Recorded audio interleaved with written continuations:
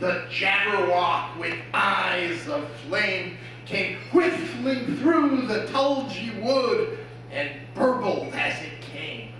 1, 2, 1, 2, and through his vorpal blade went snicker-snack. He left it dead, and with its head he went galumphing back.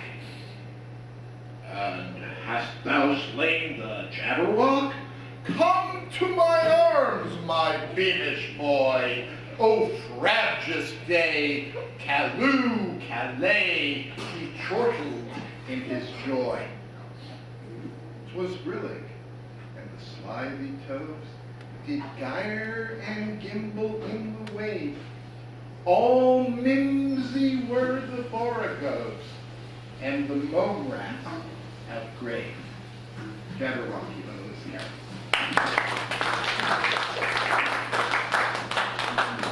This is a long ballad. I think I have the entire thing, but many to glance. The Walrus and the Carpenter. The sun was shining on the sea, shining with all his might.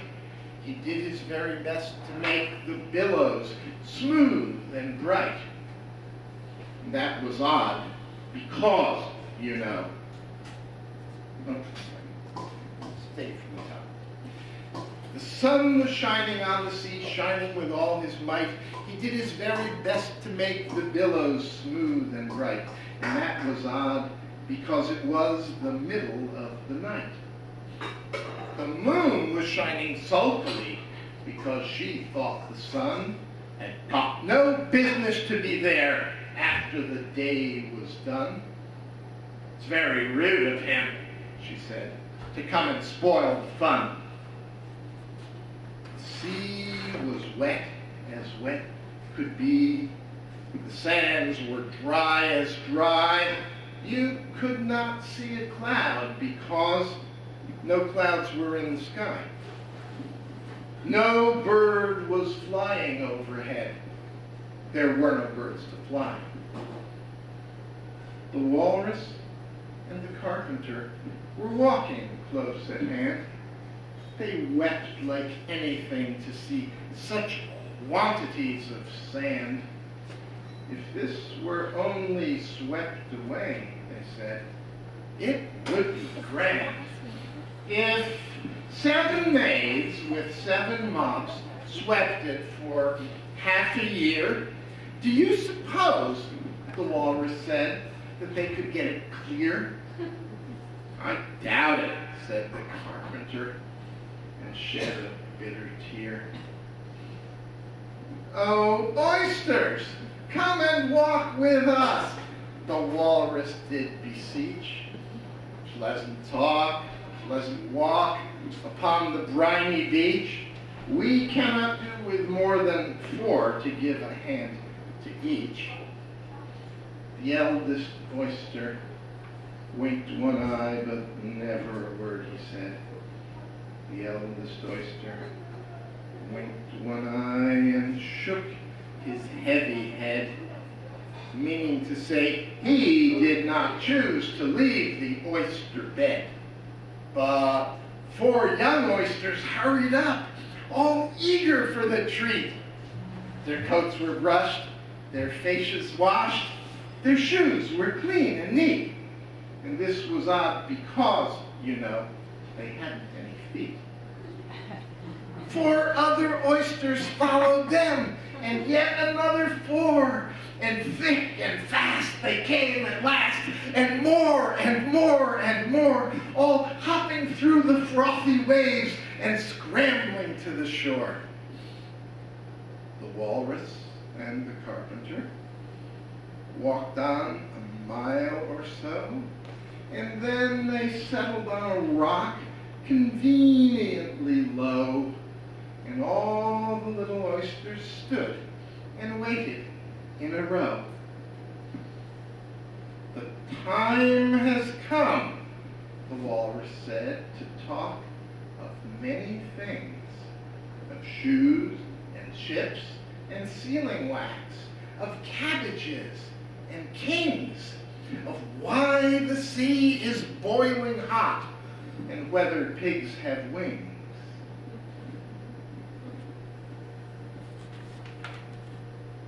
But wait a bit, the oysters cried, before we have a chat, for some of us are out of breath and all of us are fat.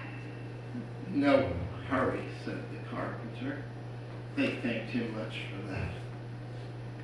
A loaf of bread, the walrus said, is what we chiefly need. Pepper and vinegar besides are very good indeed. Now if you're ready, oysters dear, we shall begin to feed. But not on us, the oysters cried, turning a little blue. After such kindness, that would be a dismal thing to do.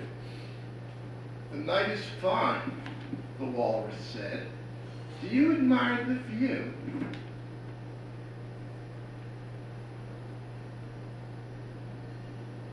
It was so kind of you to come, and you are very nice. The carpenter said nothing, but cut us another slice. I wish you were not quite so deaf. I've had to ask you twice. Seems a shame, the walrus said, to play them such a trick after we've brought them out so far and made them trot so quick. Carpenter said nothing, but the butter spread too thick. I weep for you, the walrus said. I deeply sympathize. With sobs and tears, he sorted out those of the largest size, holding his pocket handkerchief before his streaming eyes. Oh, oysters, said the carpenter, we've had a pleasant run. Shall we be trotting home again?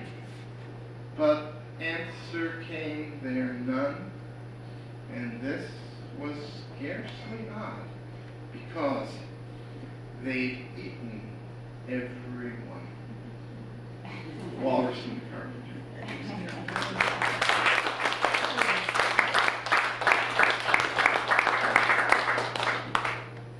I'm going to do a poem that I wrote for Diane Levenberg, who provided a group of us with the opening 8 words and then invited each of us to complete the poem. The Messiah is coming. He's just up the street. He looks like a crumpled brown paper bag billowed out once again. His sad eyes, filled with pain, sparkle like his real green hair. He dismounts from his white motorcycle, horsepower encased in steel.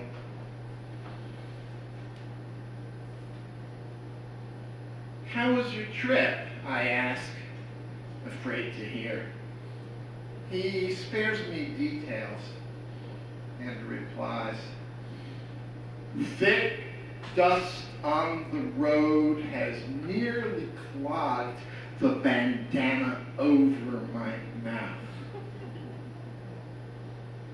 Dipstick says the oil level's low. It's time for a change. Things are going to be better now.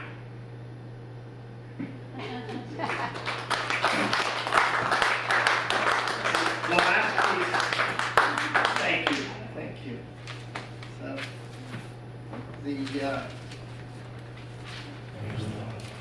So, the last piece is from someone I was lucky enough to have as a poetry professor in college who won many Pulitzer Prizes and book awards. Very classically oriented, very scholarly poet, Anthony Hecht. And it was only decades after I first learned to love this poem that I learned that he was a survivor of the liberators of the death camps in the Nazi period. And that part of his inner life were these flashbacks or sudden moments of shift of consciousness or intrusion of some intense experience from long ago suddenly just bubbling up.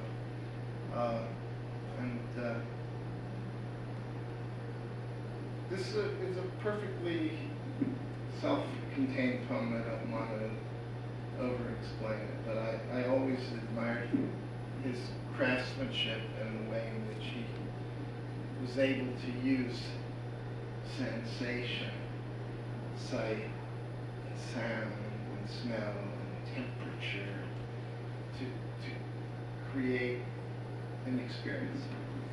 This poem was the first poem of page 1 of the book that he published in 1967 called The Hard Hours. And the poem is called A Hill by Anthony Hatch. In Italy, where this sort of thing can occur, I had a vision once, though you understand it's nothing at all like Dante's or the visions of saints, and perhaps not a vision at all. I was with some friends, picking my way through a warm, sunlit piazza in the early morning.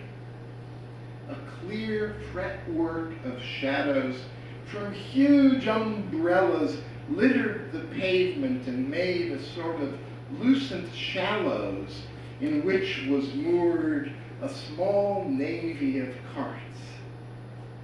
Books, coins, old maps, cheap landscapes, and ugly religious prints were all on sale.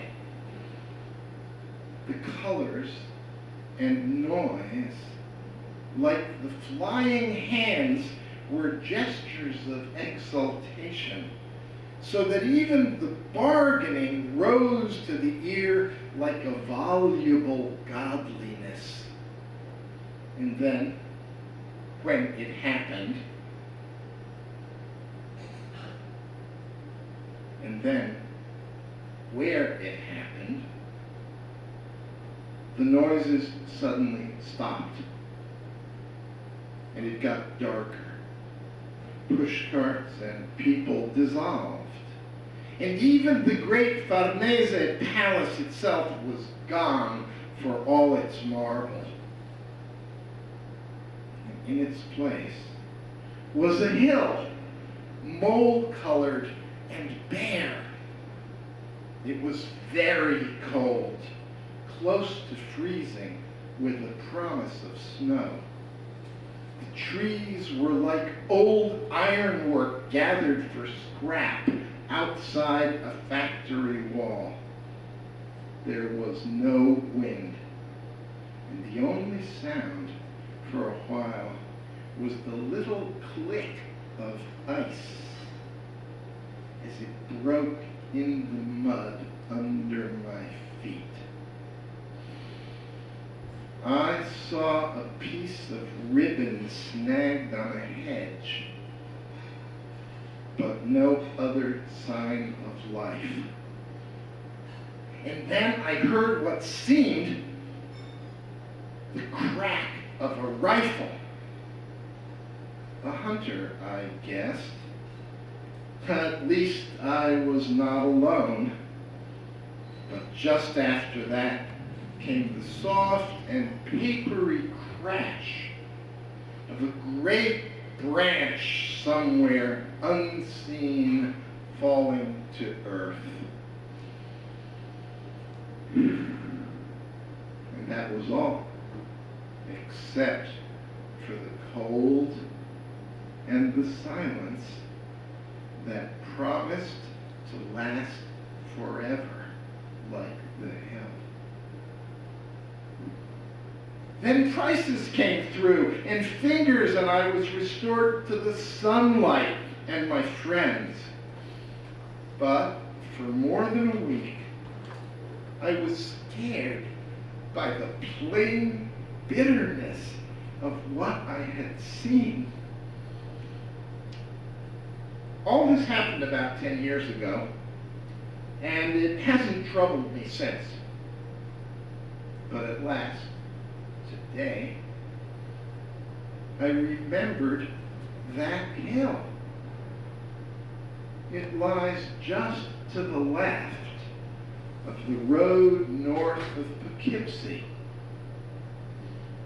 And as a boy, I stood before it for hours in winter time. A hill by Anthony.